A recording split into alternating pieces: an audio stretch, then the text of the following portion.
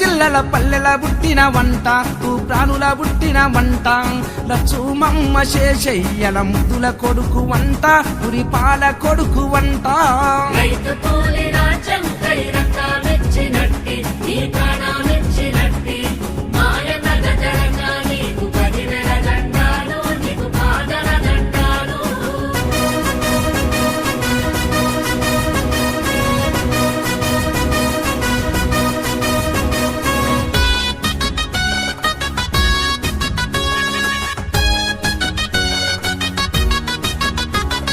పెద్ద చదువు వదిలి బ్యాంకు ఉద్యోగం వదిలి అయ్యో భార్య పిల్లలొదిలి